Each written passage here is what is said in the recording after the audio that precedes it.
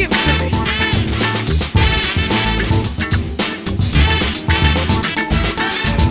It's Karyn Bryant for MMA H.E.A.T. I'm here with Nick Gullo, Julo, whatever we want to call him. Nick the Tooth. Nick the Tooth. I was just going to say, it doesn't really matter. And we're here at the Ruka gym down in Costa Mesa. We're here to talk about, actually, he wrote this great new book, Into the Cage, Rise of UFC Nation. And we're here kind of to talk about the book and the inspiration and everything, because basically you're saying this gym and this atmosphere is part of what inspired you to write the book, right? Yeah. I wanted to kind of show Karyn, show you guys the art and what inspired it. I wanted to take a more artistic approach to MMA that I hadn't seen done before. Well, we should talk about this because, yeah, there are certainly a lot of books about MMA out there and sort of about particular fighters.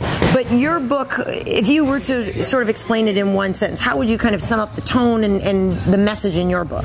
I wanted to find the beauty and the brutality of the fights, because the more I got to know the fighters, the more I saw their sacrifice and determination. At first, you just see the blood and the hits, and but then the more you get to know it, you're like, this is an amazing, almost mythic journey that they go through. No one sacrifices this much, you know, to gain something that's so, really so personal for so many of them. And that's what I wanted to capture and explore. And it's interesting too, because just off camera, we're sitting here talking with Uncle Creepy Ian McCall, and he's talking about his broken finger. I'll be fine, and it's busted, but he's ready to fight. He's just let me put me in, coach. Yeah, you know what? I think a big part of it was, you know, Dana. We would talk about fighters and boxers, and he just would say it takes a different kind of person to be a fighter, and I wanted to understand what he meant by that, because I didn't get that. You know, I was a wrestler growing up. It takes a different kind of person to be a wrestler, but to be an MMA fighter, the amount of sacrifice is unbelievable. So I wanted to get in their heads. Awesome. Well, we're going to walk and talk about what's going on. So I don't know if you want to tell us which way to lead. I mean, he'll walk some of it backwards. And let's start from the outside, and we'll work our way back. All right, cool. So we're outside the Ruka headquarters. Obviously, people know about the Ruka gym. BJ Penn kind of put it on the map initially.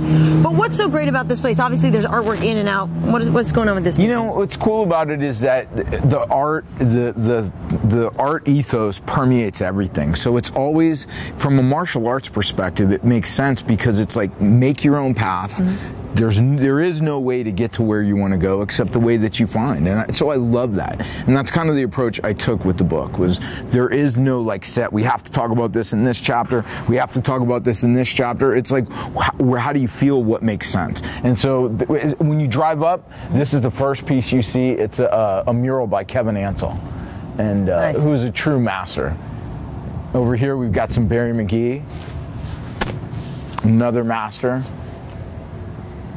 And so the culture in here, it's kind of a mix. Like we were saying, there's surfers, there's fighters, there's artists. There's a skate ramp, there's a skate bowl in back, so sometimes we'll go back there and skate the bowl. And so it's just, people, it just encourages like a group of people of diverse backgrounds. Just, they come together, everybody just, you know, hangs out and talks this, talks that, you know.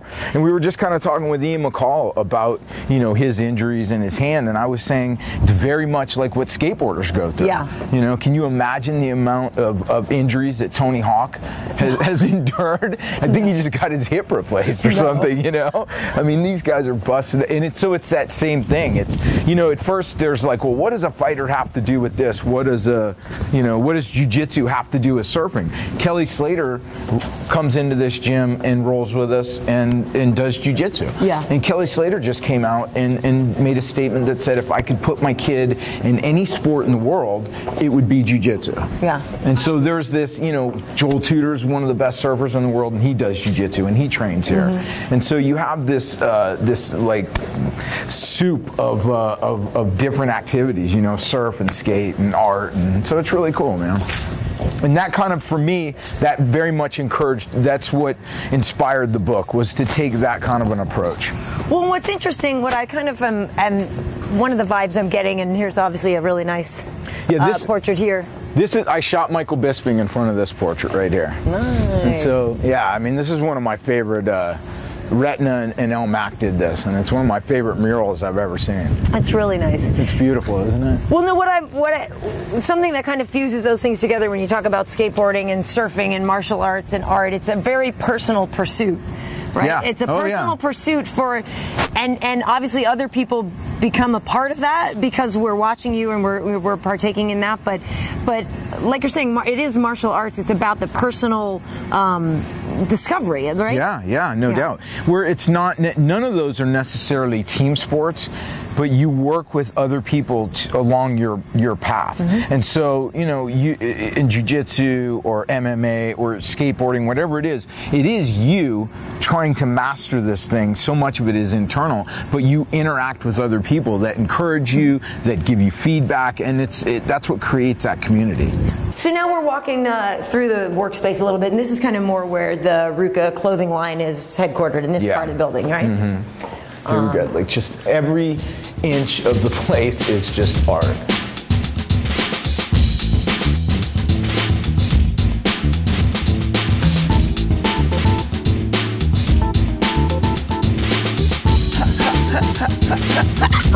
Give it to me.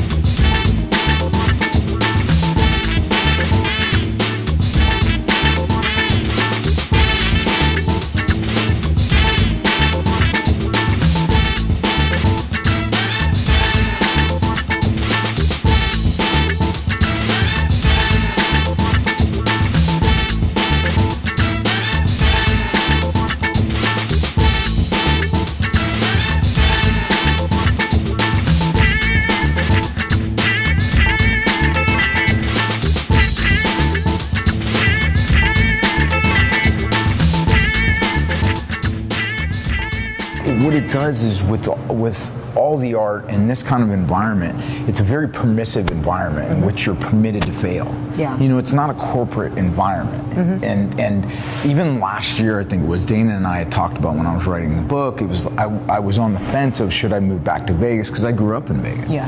And in the end, this is why I didn't go. Because I was like, there's no real art there. It's so corporate. It's so, you know, and to leave that as an artist I just couldn't do it. I was close, but I just couldn't do it. Right. And how well do you know Dana? I mean, everybody knows you guys are old we school grew friends. up together. Yeah, that's the thing. Do you? When you, it's hard when people say, like, did you ever expect him to become this? But did you see seeds of who he is today, you know, way back when? Did he have that kind of initiative, that same kind of drive? I talk about that a little bit in the book and I wouldn't even necessarily credit it to his drive. I would credit it, you know, because when you're 15 and you're 16 years old, how much drive does a person really have? Right. And so I would say that what I saw as far as seeds was he has this emotional intelligence, this ability to bond with people at 16 that I had never really seen anybody that had. You know, he could move in and out of circles and just read people. That's a gift. And so, it doesn't shock me because he's still so good with people, you know. And I've seen him, because of my relationship with him, I've seen him in very tense situations where with a very upset fighter or someone, you know, who just lost or something like that. And he's instantly able to go away from what you see as far as on stage with, I'm a tough guy, you know, as far as this, to, hey man, you sacrifice, this is what you've done, you're going to be able to pick yourself. That's amazing. That's a talent. So. Well, and he's incredibly charismatic because we started a while ago, you know, filming his scrums, and literally now people, it doesn't matter what time he raps, people are like, oh, where's the scrum? Yeah, they're like junkies. Online, like, and then we'll put it out to them and like, you're the best, but like, and people will sit there and watch an hour long with him, and he's completely engaging, you know, and it's funny because that's one of the people that, you know, obviously I get asked about what's he really like, and I'm like, listen, everything he ever said to me personally was truthful and came true, or you know what I mean. He was very solid about that, and it's just funny to me the like personality, the cult of Dana that has become, and the fact that you know him from way back when, and that you know that he's still the same kind of person. I think that's good. Yeah, and it's what's amazing to me is when he gets up there, it's just so unscripted. Right. I'm just like, I cannot believe that people are hanging on to something like that when it's that unscripted. Yeah. It doesn't make sense. But that's what's awesome about it. But he was always like that. Yeah. So when we'd be at a party or with just kids, I mean, he would just captivate the room when he would come in the room, and just you know, I don't think you can learn that.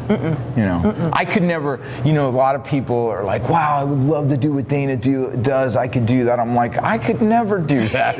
What are you talking about? And I'm like, you couldn't either. You know, I don't know many people that could. I don't think so. You know, because you see other people who are in that situation with other fight organizations, and it is, they take the mic and you're just like, huh? Yeah. Even sometimes when he's not there to run a scrum, or even at, you know, a press conference and it's a UFC press conference, I'm like, I can't watch that. It's totally different. You know what I mean? Yeah, it's totally different. We need our Dana. Make sure he never gets in a car accident or anything like that, you know? So I have he's a great driver. Oh, is he? No. Yeah, I saw him driving around with Conor McGregor, right, that time. That video clip, that's pretty funny. Yeah. No, so was there, you know, when you were coming up with the story for the book, I mean, there's different parts where you're talking specifically about maybe a fighter's approach to their fight and different things. Like, was there somebody that to you were surprised by, that you learned, you know, from being around them? Anybody that you didn't expect to be a certain way, or, you know, just somebody that sort of taught you something new that you didn't realize going into this? You know, I hate to be cliche about it, but the one who really surprised me the most was Ronda Rousey. Oh, yeah? Yeah, because I had the same feeling about women's MMA that Dana did, and I didn't want to see it, and I didn't want to watch it. And why is that? Just because I didn't, you know, to see, Dana said it best, you don't want to see a lopsided fight with men. You certainly don't want to see it with women. Right. And so I didn't, but that was me speaking out of ignorance. And so once I got to meet Ronda, I was at dinner with Ronda when Dana announced to her, we were all out, he announced to her, hey, you're coming into the UFC. And so I was there, and that was really one of the first times I'd met her before, but where we really got to hang out all night and talk, and she's just the sweetest person and really cool. And she was the one who just swayed me, where I was like, wow, this is really cool, you know. She's this dedicated to women's MMA. I talk about this in the book. Who am I to say no? I wouldn't want someone saying that to my daughter. Right. You're passionate about this. You shouldn't do it because you're a girl. Right. That's bullshit, man. And I was wrong. And so I love it when I'm wrong, you know. And so that was a cool surprise. This is actually a mural right here by Matt Gordon that I shot Ian and his daughter in front of. And so, you know, when I was shooting the book, I just didn't want to shoot. I have a lot of backstage photos, but I wanted to show that intersection of art and MMA. And so I used a lot of backdrops here, and I was just rummaging back through here, and this was covered in boxes. And I found this, and I was like, oh, guys, so I got the warehouse guys, and they moved all the boxes, and I'm like, Ian, I'm going to shoot you in London in front of this. Nice. And yeah, so it turned out really cool. You know, we were over with you while you're doing jiu-jitsu. What is it about that? I feel like, you know, when you talk to people who do jiu-jitsu, it's a very humbling experience, and it's something they very much, you know, they learn a lot more about themselves. Do you see, like, can you tell how different you are from the first day you went in there, and like mentally, absolutely. or just like how it's translated into other areas of your life? You know, it very much is like surfing for me. It very much is like writing for me. It's like writing in the sense that you start with something that you're like, okay, I have an idea that I want to be able to execute this, and you have a blank piece of paper, and so you're just like, I'm gonna start writing, or I'm a photographer and I'm gonna start putting together this project. You work at it, you chisel away at it, you start seeing yourself get a little bit better, and you start realizing this thing, instead of on page as a writer, inside of yourself. You're like, man, I am executing these moves now. I am able to. And so yeah, I think it's the same. I see the same. It's really the same journey that a fighter goes through, that an artist goes through, where you are trying to build up your skills to the point where you're not so just like, getting so frustrated all the time, you know, that internal drive. And that drive is very much an internal, isolating journey where you're by yourself. You may be training with someone, but you're in your head the whole time thinking, I got to get better, I got to do this, what am I doing wrong, you know, that kind of a thing. So when you watch MMA or jiu-jitsu, are there some people that you like more than others? Like, I feel like when you watch somebody who's so fluid and so beautiful at it, that it's just inspiring. I mean, for me, as far as MMA, I love to watch guys who do jiu-jitsu. So Jacare, I'm like, yeah, it's beautiful. It's like, man, it's so poetic, and but even where guys are wrestling, because I grew up wrestling, there's a sort of like jiu-jitsu against the cage. And so when a guy like this last fight with GSP and Johnny Hendricks,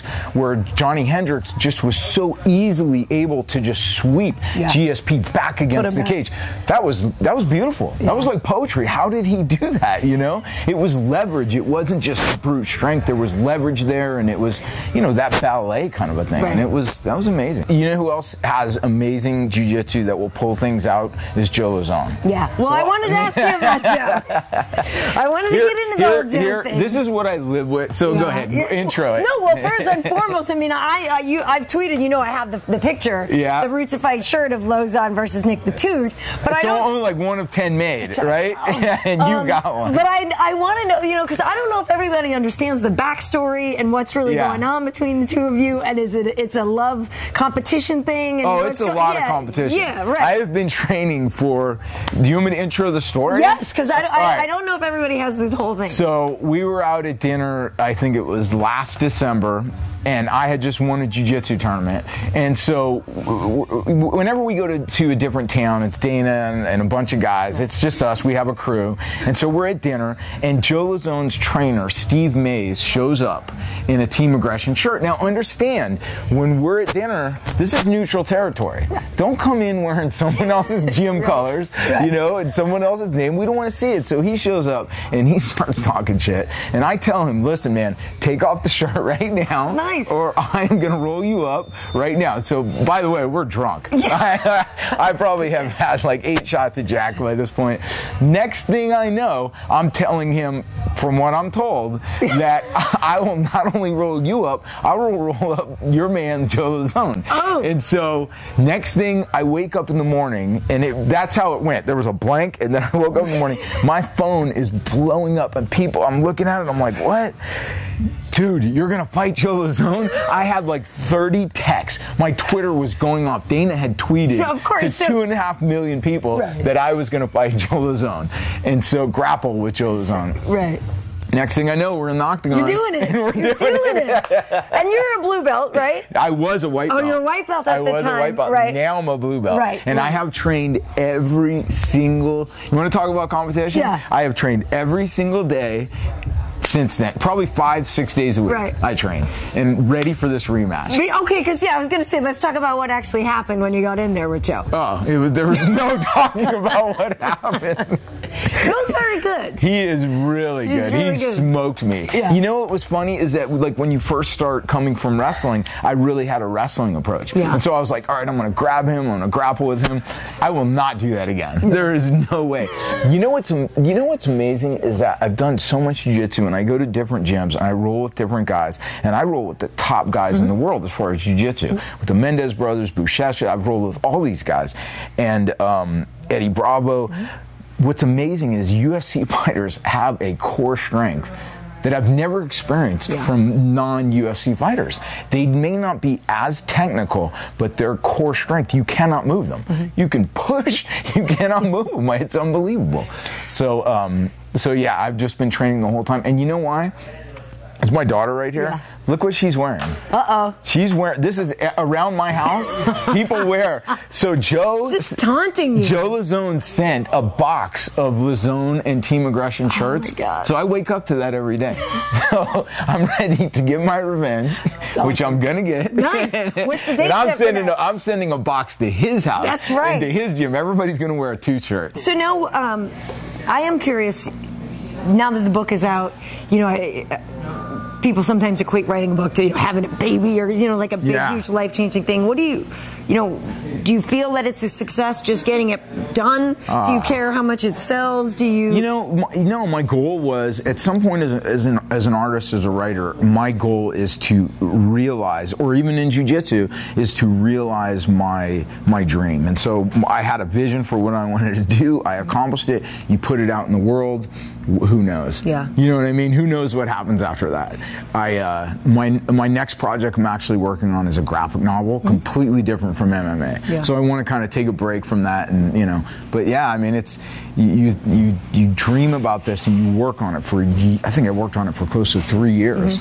And so finally to have that done is such a relief. Well, it was a pleasant surprise. I didn't know it was coming, and so I went to the mailbox and I was like, what? I was like so excited because I know, I see, obviously we see you all the time, and I can imagine you're taking everything in, but I didn't realize, I guess I didn't realize you were writing a book. No, we didn't want any, Dana was like, no, we don't want anybody to know. Because people would have tried to influence you probably, right? And would have tried to, yeah. Exactly. We wanted to keep that as low as possible. And what's interesting is that, as a photographer backstage, it's so critical. The tension back there is so intense that I always wanted to be a fly on the wall. After the Lauzon thing happened, every fighter, everyone in their camp knew me and wanted to take pictures with me backstage. And I was really glad that I finished it right about then because for me it became a distraction to them backstage. You know what I mean? And it was like, because they were like, Tooth, can we get a picture with you? I'm like, you guys are about to go out and fight in the octagon right now. You know what I mean? Focus. Yeah, you might want to focus on that. So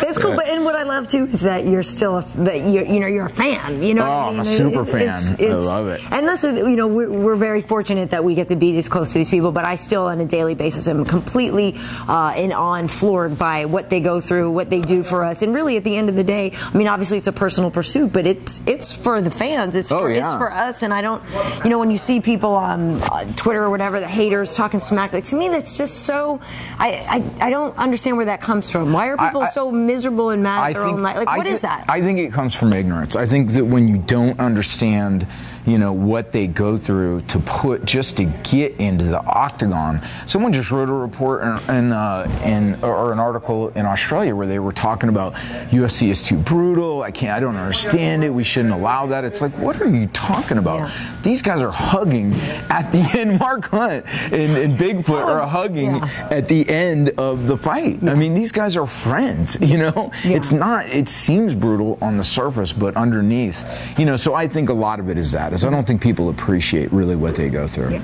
And it's interesting too with the brutality of that. Like I explain to people sometimes, and I mean it in a positive way, that it's that primal thing. It's a primal thing of what people are. I mean, it's the kill or be killed thing to to a degree or whatever. But I think part of the reason for people enjoying it so much is, in my daily life, I can't go punch the person in the face that I want to punch in the face. Like, there's so much vicarious living that, to me, that's what's the great joy of it. Is, like I said, when I'm watching Ron, especially with the women, I really can get into it. Yeah. But it's that feeling of expression. All of us express for all of us, right? And in sports have always played that role in society, where that's why sports are such an institution, because they allow us to live out those like primal things, vicariously. Yeah, it's good stuff. Yeah, we're very lucky. Well, I wish you the best of luck with the book again, and it makes a great holiday gift. Thank you so much for showing us around Ruka today. This was really cool. Oh, thank you. Awesome.